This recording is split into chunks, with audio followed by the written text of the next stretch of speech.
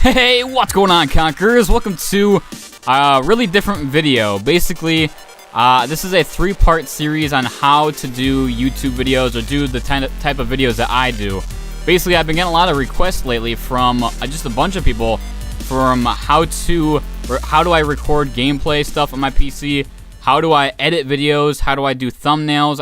I get a lot of questions, and it's kind of hard to explain. I can tell you the programs, but I can't tell you how to do it over text. So basically, I made this series. It's a 3-part series. This first one is how to record gameplay stuff. The next one should be coming out next week or something like that, sometime during the week, and that'll be on how to edit videos. And then the following one will do how to make thumbnails for videos. So yeah, we're going to touch on the 3 subjects, the pretty major important subjects to my job of doing YouTube stuff. So the first one here, you're going to need 2 things. Firstly, you're going to need a PC, which is pretty obvious. You know, you should probably get one of those if you don't have one. Probably a better PC that, you get a pretty powerful one if you don't have one. I mean, that's fine. You can record, not as good games, like Minecraft that doesn't lag as much, or Counter-Strike, it's not very laggy, stuff like that. So yeah, you're going to need a PC, and the next thing you're going to need is a little piece of software called Dxtory.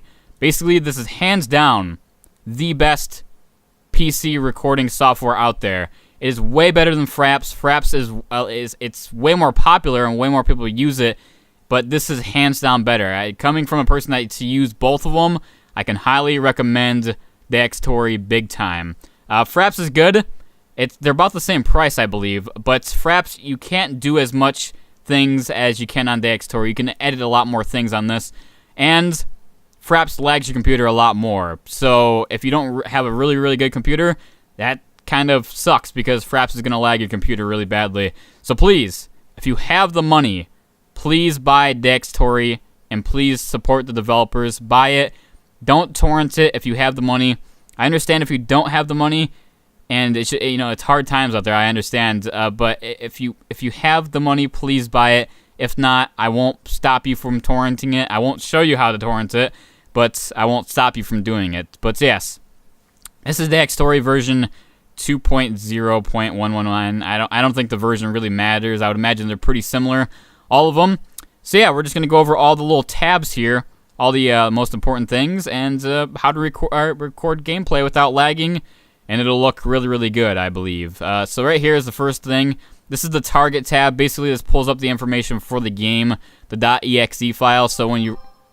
I just got a text or something. But so when you pull up the game, it'll pull up the target info, and it'll recognize it as a game. Because you can't record full-screen desktop with Dxtory, which is kind of a disadvantage that Fraps has. Right now, I'm using Bandicam, which works fine. But yeah, this records only the gameplay, not the desktop screen. So, for instance, I'm going to pull up Minecraft, and it'll pull up the target information, so I'm just going to go do that real quick. Okay, so I'm in the launcher. I'm just going to hit play, and this is going to launch Minecraft, and it'll pull up the info. So you can't record programs with it. It recognizes it as a video game, basically. I don't know. It finds it, but as you can see, it pulls up the path right here that finds Minecraft, and that's just all that tab really does. So, yeah, right now I'm just going to close out of Minecraft, so that's not running in the background the whole entire video. Okay, so on to the next tab. This is the overlay tab. This is pretty important. I just realized I shouldn't have closed Minecraft. But this is the tab that basically shows you how much frames you're running at. Basically, if you check mark this, it'll show the video frames. Yeah, I'm going to open up Minecraft again and show you what this means, basically. So yeah, I'll be back in a second again when I have Minecraft open. So as you can see, I pulled up Minecraft. It's going to lag quite a bit because I have both programs running. Well, I have Bandicam, I have Dxtory open, and I'm recording my voice also. But you can see in the top left-hand corner, it displays the frames you're running at. So this is kind of you don't really need this. This isn't like a majority thing.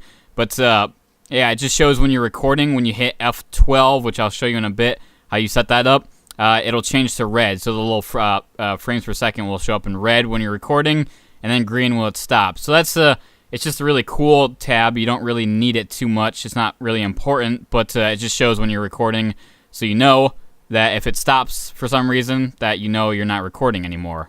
So the next tab looks like it's just a file destination tab, but it's actually pretty damn important if you ask me.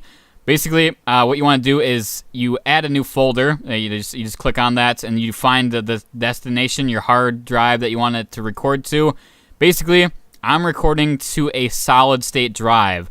So what you do here, it says 162 megabytes per second, which is very, very good. That's awesome.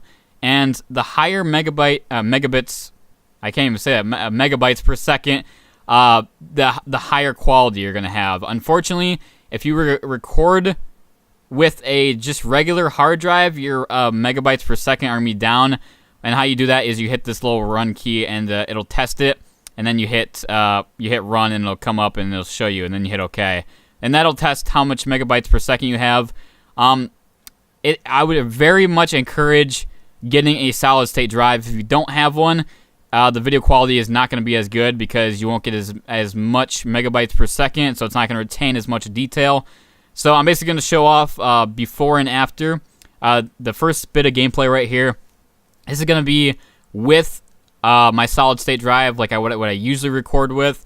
So it's going to look nice and crisp and all this stuff. It's at 162 megabytes per second.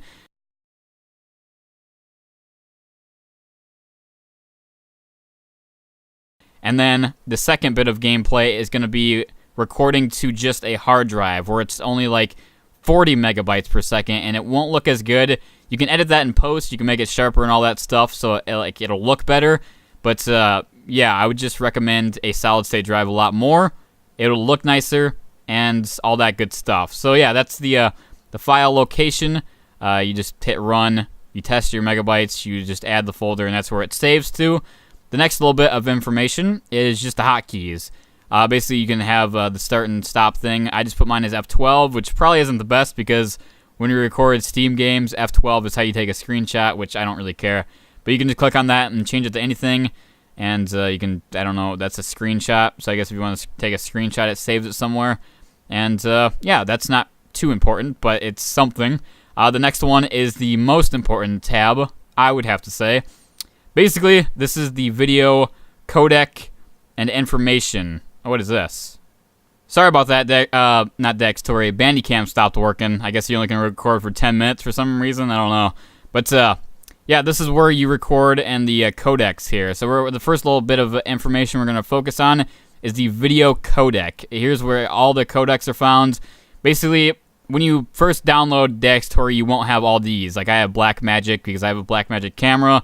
And all these weird random ones. You'll probably most likely have like a few. I know this is one of them, the Dxtory video codec, which is a pretty decent codec actually, which is the information of what it records at.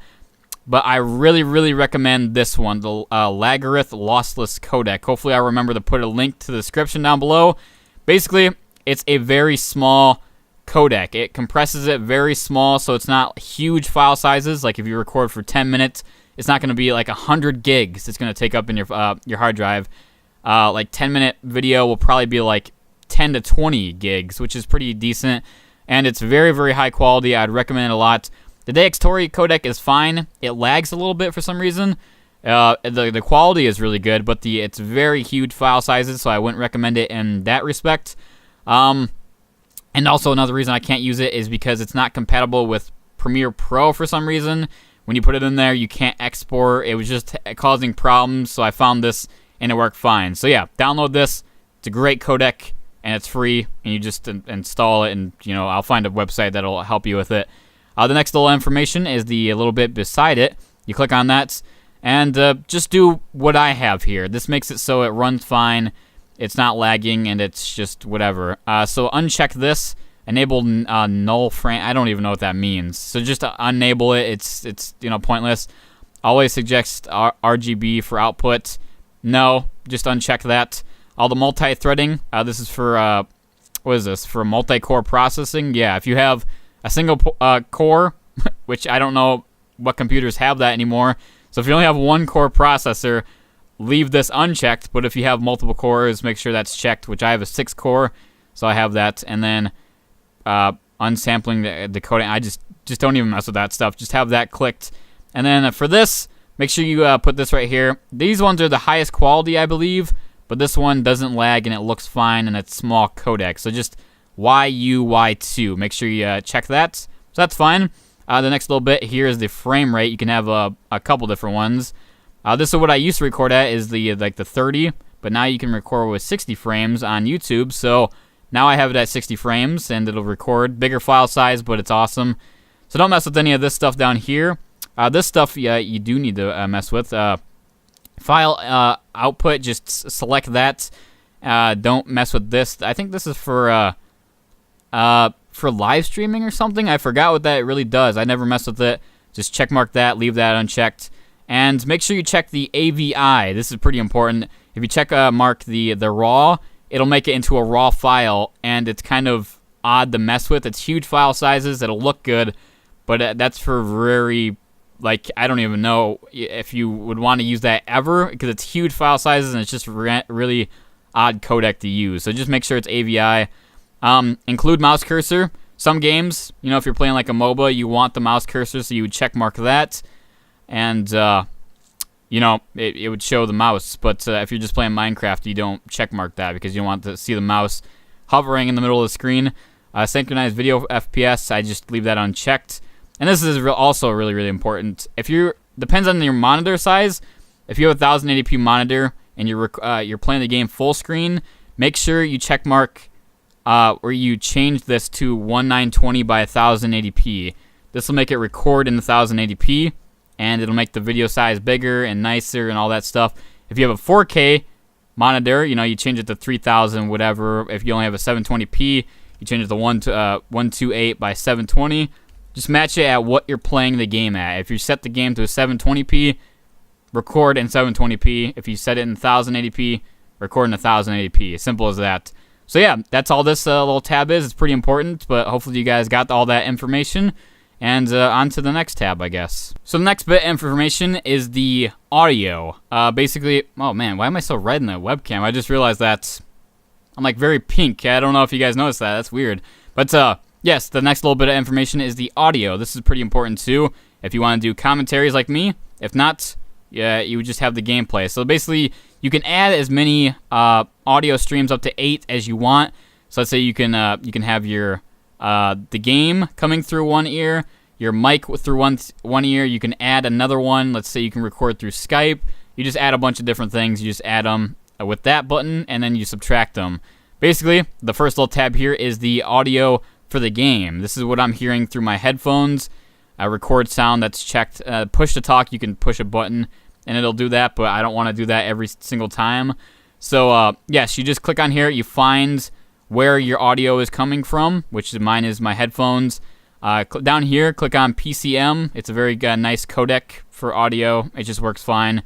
And then what you want to do is you have all of these little settings. What you want to do is find PCM 4000, no, that's 4800 HZ 32-bit stereo. Don't go mono, because mono is not as good as stereo. Mono is 1 channel, stereo is 2.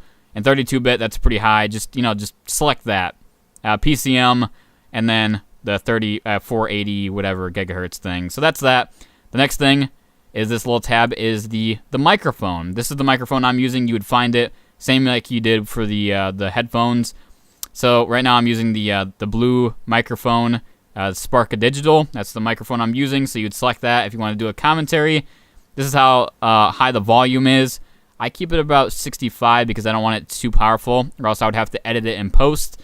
So 65 is a good setting for me, so it's not peaking and all that stuff. And then I have the exact same thing, the PCM 48,000 32-bit stereo to match the game audio. So that's the settings for that. The next ones are not as important. This is for just screenshots. You can set up screenshots any way you want. You can mess with that. I never use it, so I don't care about that. The next thing is kind of important. None of these I have checkmarked. Man, what the hell's my phone going off for? I don't know if you guys can even hear that. But none of these I have checkmarked. Besides, there's one thing that's kind of important. It's this right here. The processing thread. It's very important to checkmark to select the highest one that you have. So if you have a 4-core processor, you only can select the 4. But I have a 6, so you can select 6. If you have an 8-core, select 8.